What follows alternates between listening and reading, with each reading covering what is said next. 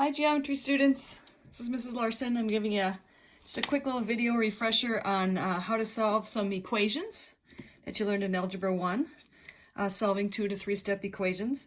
The key is that you're going to solve for the variable x, or sometimes in our homework it's a different letter, but it's the same. It's the variable. Could be p or b or c or whatever, but usually x. The goal is you got to get that variable on one side of the equal sign. It can be on the left or the right, but whatever you do to one side, you have to do the other. It's like a balancing act. Whatever's on one side's the other, so it's a balance. So we'll start out with just a simple two-step equation that you probably learned way back in algebra. So if I have this 5x plus 7 equals 12, I want to make sure I get just the x alone. So to do that, I'm going to do the opposite of that. So I'm going to subtract 7 from both sides. Not sure the order that you were learning in Algebra 1, but I would have added straight down. That leaves me with 5x, and then 12 minus 7 is 5. And then the last step is divide through by 5. Divide both sides by 5. And many of you could do this in your head to get that final answer as x equals 1. Beauty of algebra is you could always take your answer and plug it in to see if it actually worked. If you weren't sure, you take that 1 and plug it in for x. 5 times 1 is 5 plus 7 equals 12. So you could always check that. We're going to start out in the homework. There's going to be a little more complicated equations than just that little two-step one. First kind you're going to see in the homework is a combining like terms first and then solving for x from there. So I've got two of those examples.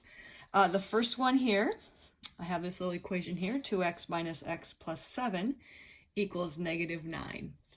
So the first thing I want to do is combine these like terms. They're both x's. That's an invisible 1 right there. So 2x minus 1x is just 1x, or just plain x. And then I have plus 7 equals negative 9. And then I'm going to take away 7 from both sides. Leaves me with just x, is what the goal is, all by itself, equals negative 9 plus a negative 7 is negative 16. Certainly are welcome to use a calculator. If you're not good with integers, negatives and positives, you can just type that in as negative 9 plus negative 7, and you'll get negative 16. By the way, again, you could check it to see if that worked, but I think we're good. Another one of those combining like terms ones, it would be this example here. This time I just put the variable on the other side of the equal sign just to make it look a little bit different, but I want to put these x's together first before I do the problem. So 4 equals, and then 5x minus 7x is negative 2x plus 2. Then I'm going to take away a 2 from both sides. 4 minus 2 is 2, negative 2x on that side. Those always disappear. That's the goal. I'm going to divide through by negative 2 to give me x equals negative 1. Doesn't matter if your variable is on the right or the left, as long as you're just consistent, and you can always check your answer back if you need to make sure that that's good. So that's combining like terms and then solving for x. The other kind of problem you're going to see in your homework is having a variable on both sides of the equal sign. You want to just make sure you get the x's on the same side, whether that's on the left or the right, it doesn't matter. As long as you have all the x's on one side and the numbers on the other, that'll work. I'm going to move this 3x over to this side by going take away 3x and take away 3x. So 9 minus 3 is 6x, and I still have that plus 6. That's gone, and that gives me negative 12 over there. And now I'm back to the two-step equation we started with in this lesson. So I would take away a 6 from both sides. Gives me 6x. That's gone. Negative 18. And then x equals negative 3. That time I did it in my head, but really what I'm doing is I'm dividing by 6 there on both sides. X equals negative 3. Again, you could plug it into both sides to see if that equation balances, and that should work out. Another one of those with variables on both sides of the equal sign would be this last example here in this category. Negative 8x minus 7 equals 9x minus 75. Again, you can move the x's to either side. Oftentimes I like to keep my x's positive if that works. So this time I'm going to move the 8x to this side. But you certainly could move the 9x over here, but I'm going to go plus 8x here and plus 8x there. Those cancel out. That leaves with negative 7 equals 17x minus 75.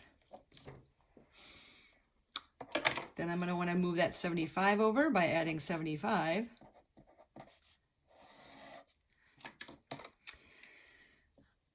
That gives me 17x on that side. And then 75 and a negative 7 is 68. And then 17 divided into 68.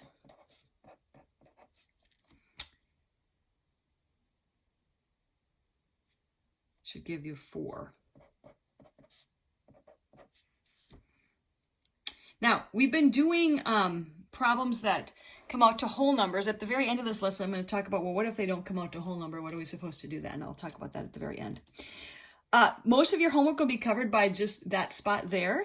But I wanted to add in a few more equations that you'll probably see throughout our course, and I wanted to add to that. So more multi-step equations. I just have like 3 or 4 left. So if you would want to stay on the video and learn a little bit about these more difficult ones, that would be great. This first one has like terms and the x on both sides. So we'd have to combine the like terms first. So I would do that. 7x minus 8 equals 2x plus 2.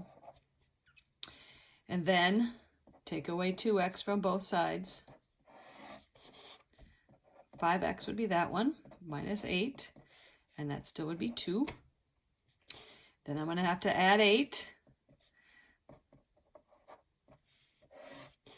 That gives me 5x equals 10. And finally divide by 5 to give you x equals 2. That is more than 2 to 3 steps. That was a lot of steps. We had to combine the like terms, move the x's, move the numbers, the constants, and then divide through to get that answer. But it's just combining the 2 processes that we just were talking about. There's also equations where we'd have to do a little bit of distributing. So I wanted to just do 2 equations like that, and I'm going to finish off with one where the numbers don't come out to a nice number, a whole number. So distributing, we would have to take 3 times both of those and negative 2 times both of those to get this equation going. So I get 3 times 2, that's 6x, plus 3 times 6 is 18 on that side. And then negative 2 times both of those. Then be careful, because a negative 2 times a minus 1 would be a plus. You have to be careful with that. Next up, I would add 2x. Add 2x. That gives me 8x over here, plus 18 equals, those are gone, and a 2. Then I'm going to take away 18 from both sides. 8x equals a negative 16. Then I divide through by 8, x equals negative 2. So again, lots of steps, but I wanted to throw in that distributing piece because you may have forgotten how to do that. And then one of the distributing one I wanted to show you that gives kids a lot of trouble is this minus in front of a parenthesis like that. So that's like distributing a minus 1 to both of those. In fact, that's invisible, but taking a minus 1 to both of those. So on this one, I'm going to get 9x minus 3x, but then it's going to become plus 4 equals 4x plus 12. Okay? Then I'm going to combine those. So I've got 6x plus 4 equals 4x plus 12. I'm going to take away a 4x. It gives me 2x plus 4 equals 12, because those are gone. Take away 4. 2x equals 8. Divide by 2. X equals 4. That's about as complicated as you probably got in Algebra 1. In intermediate algebra, lots of steps to do that one. And again, that might be one that you want to go back and check by plugging in a number.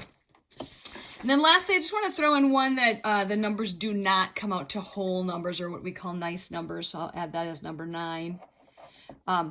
And I am going to totally make this up, so I hope it doesn't come out to a whole number, but you never know. So let's just make it sort of simple. Let's go 7x plus 8 equals 32. Okay, let's do that. Let's just do that one. So if I was going to solve that, it looks simple enough. I'm going to take away 8 and take away 8. That leaves me with 7x equals 24. And then you divide through by 7. But 7 doesn't go into 24 equally. So depending on the question, you might have to read the directions. Sometimes they're just fine, having you leave your answer just like that. If the fraction reduced, maybe you'd reduce it. Otherwise, you could leave it as 24 over 7, or you could pull out a calculator and just do 24 divided by 7 and get 3.43 or 3.42, depending on how many decimals. A lot of times they'll have you do 2 decimals for that.